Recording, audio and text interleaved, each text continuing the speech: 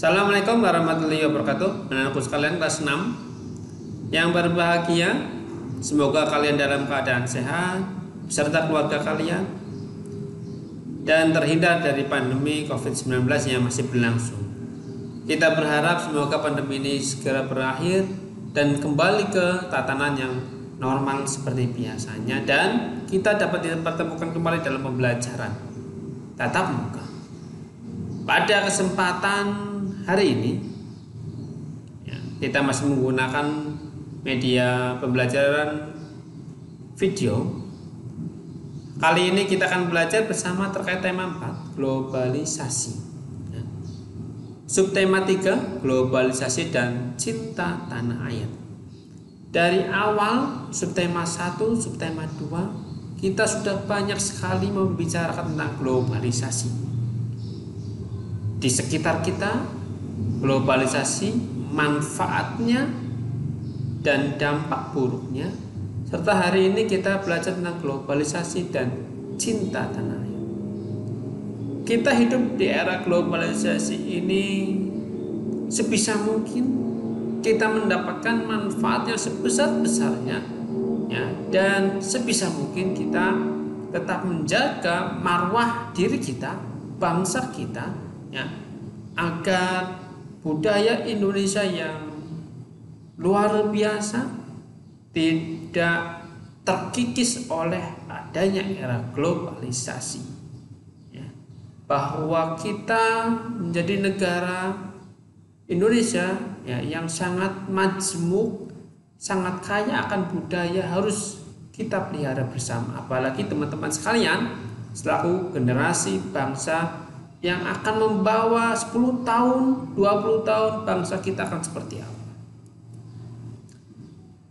Pada pembelajaran ini kalian bisa membuka di halaman 40, globalisasi dan cinta tanah air, yang berkaitan tentang upaya bangsa Indonesia memanfaatkan adanya era globalisasi yang berlangsung pada abad ke-20 ini, di mana arus informasi begitu sangat cepat menyebar ke berbagai belahan dunia.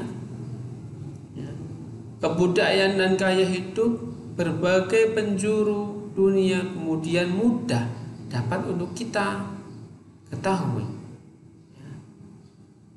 Anak-anak muda yang sepertinya pernah saya sampaikan, sekarang sedang dihantui adanya budaya TikTok, budaya drakor, budaya Mobile Legend, itu semua adalah budaya-budaya luar yang adanya globalisasi hingga masuk ke dalam negara kita. Kita tinggal menyaring mana yang baik dan mana yang tidak baik. Oleh karena itu, di sisi lain adanya globalisasi, di sisi lain juga kita harus terus meningkatkan cinta tanah air.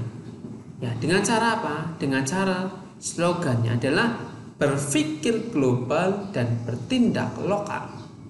Berpikir global, berpikirnya adalah tentang dunia secara luas. Bertindak global yaitu bertindak lokal, Bertindak lokal yaitu apa? Kita tetap menjunjung tinggi budaya bangsa Indonesia.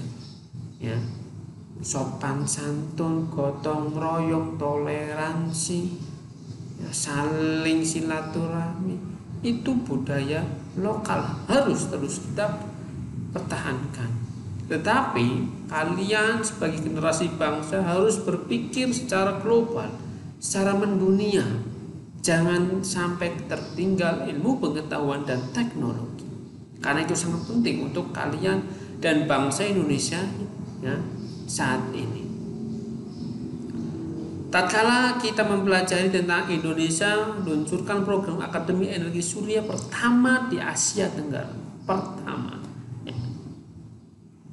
Kita sudah pernah pelajari bahwa surya, sinar matahari, itu adalah energi alternatif yang tidak akan habis sampai dunia ini berakhir, sampai kehidupan manusia berakhir.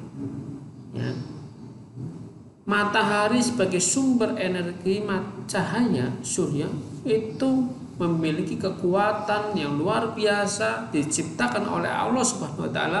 Kita sebagai umat Islam yang harus mensyukuri kenikmatan itu dan harus kita manfaatkan ya dengan cara ya energi surya dialih fungsikan menjadi energi pembangkit listrik ya.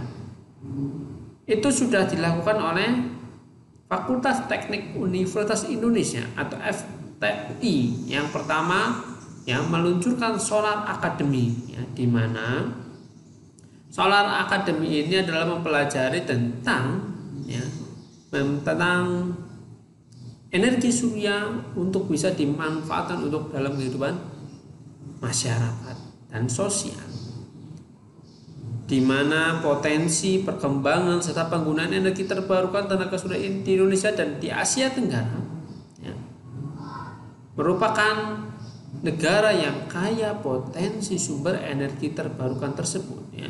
Setiap hari durasi sinar matahari itu sangat lama sekali dan kita di letak negara kita di sepanjang garis khatulistiwa itu adalah suatu kenikmatan, suatu pemberian Allah SWT yang harus dimanfaatkan ya.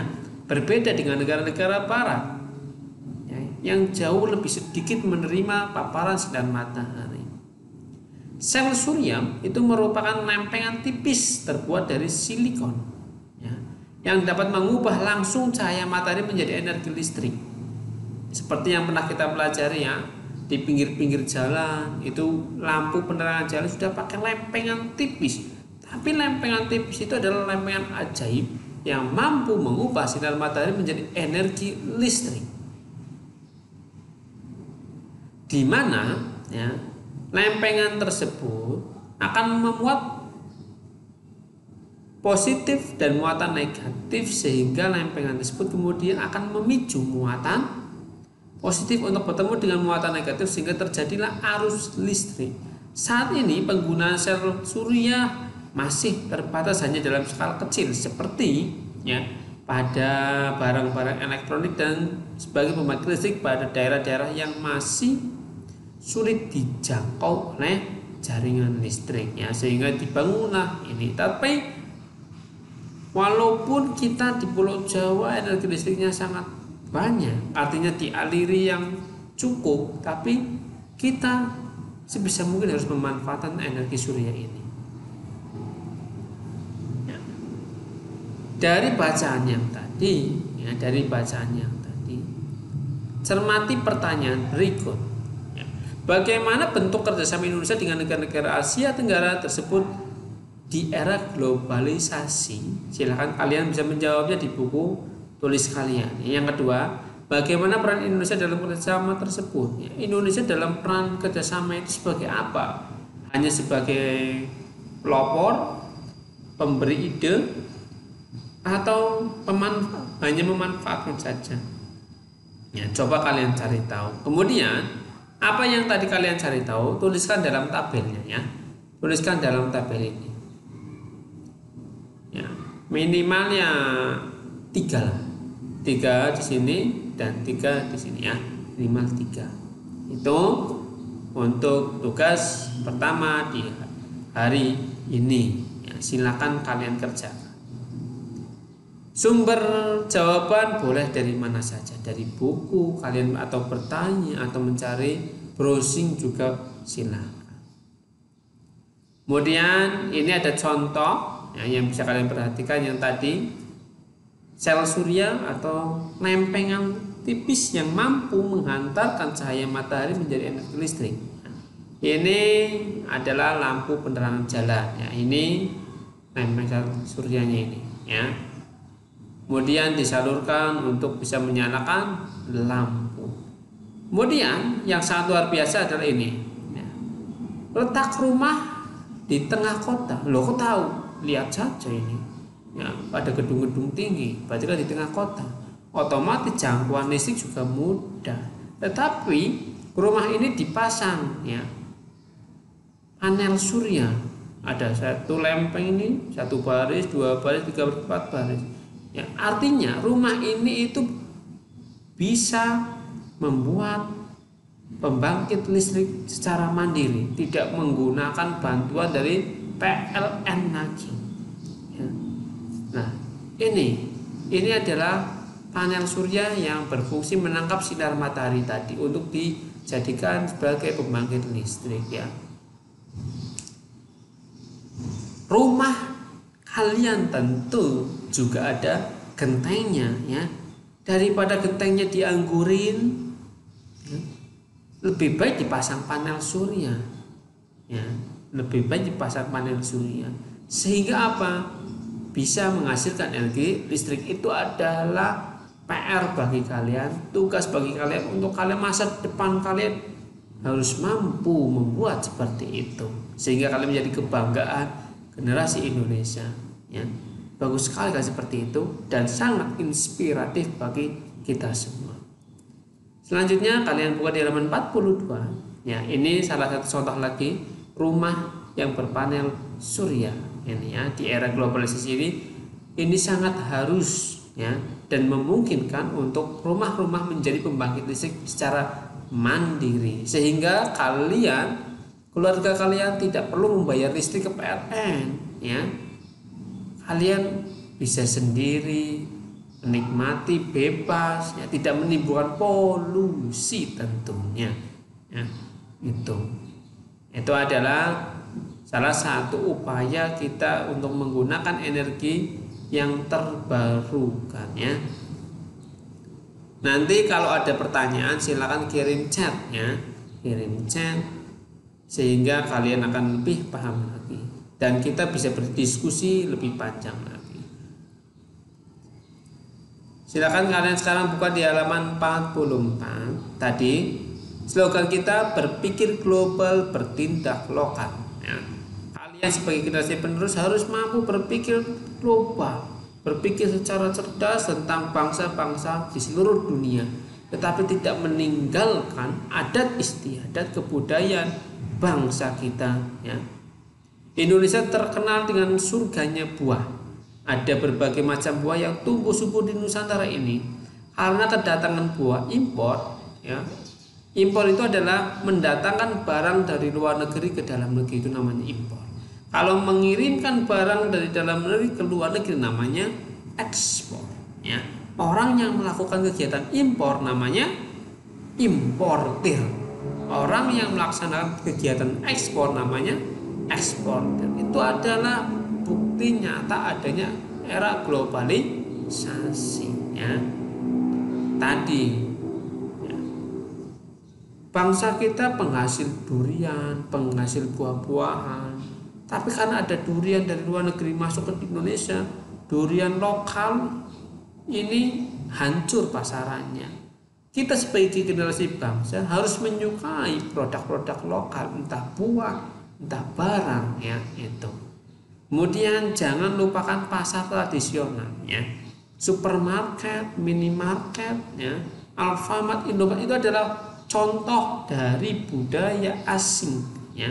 Toko-toko modern itu adalah bukti era globalisasi sudah merambah dan pasar-pasar tradisional itu makin terkikis, pengunjungnya makin sepi, tapi kita tidak boleh melupakannya ya, karena pasar tradisional dalam negeri itu adalah suatu pusat ekonomi untuk membangun ekonomi Indonesia ya, sehingga kita tidak boleh melupakannya. Sesekali lah kalian jalan-jalan ke pasar ya, shopping ke pasar, walaupun mungkin bau, kotor, tapi itu adalah nilai historisnya, nilai sejarahnya sangat besar sekali untuk negara kita ya.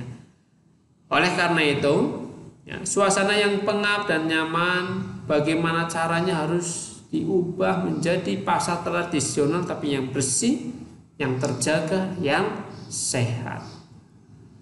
Itu terkait tentang pembelajaran kita di pembelajaran yang kedua di subtema 3 ini ya, bahwa kita harus mencintai produk-produk asli Indonesia ya, seperti di iklan-iklan itu, cintai produk-produk Indonesia karena itu sangat bermanfaat sekali. Kemudian yang terakhir yang kita bahas pada pertemuan hari ini di video pembelajaran adalah tentang gerakan Cinta Indonesia tadi ya. Memiliki arti yang sangat strategis, tidak hanya untuk menghadapi tantangan krisis ekonomi global, tetapi juga untuk membangun kemandirian bangsa di bidang ekonomi. Ya.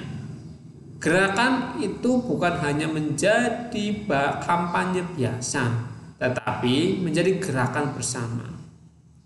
Kalian sebagai generasi penerus jangan bangga baju kalian made in Jerman, made in Paris.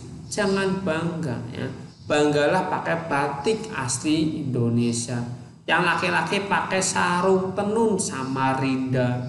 Itu baru bangga ya.